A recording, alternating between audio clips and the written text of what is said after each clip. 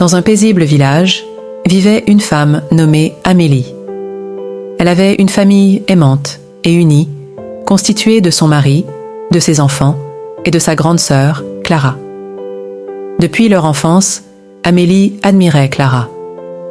Elle était toujours là pour aider et conseiller sa petite sœur, ou du moins, c'est ce qu'Amélie croyait. Clara, cependant, nourrissait une jalousie cachée envers Amélie.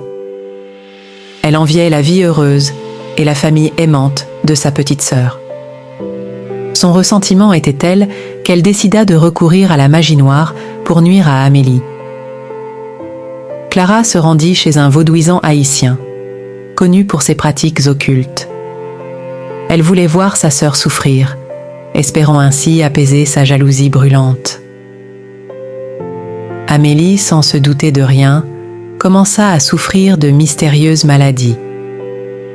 Clara, jouant son rôle de sœur bienveillante, faisait semblant de s'inquiéter et de vouloir aider.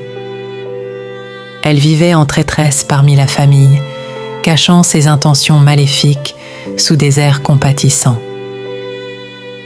Un soir, alors que le mari d'Amélie, Marc, rentrait plus tôt que prévu, il surprit une conversation troublante. Il entendit Clara parler au téléphone avec le vaudouisant, s'enquérant des résultats de ses sortilèges. La colère et la stupeur envahirent Marc.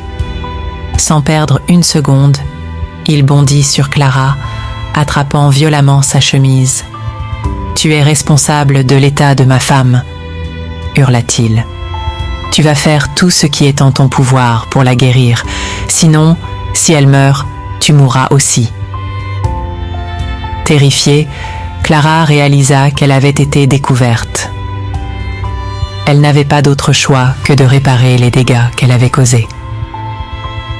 Elle prépara avec précaution des potions et des remèdes pour annuler les effets de la magie noire, espérant ainsi sauver Amélie.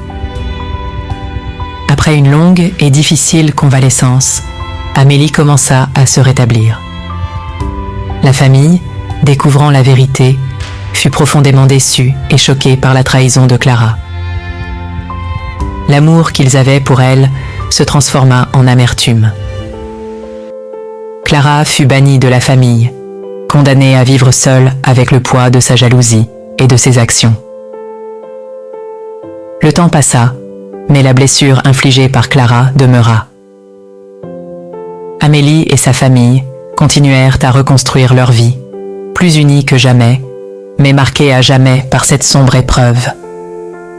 Clara, quant à elle, apprit que la jalousie et la haine ne mènent qu'à la solitude et au malheur.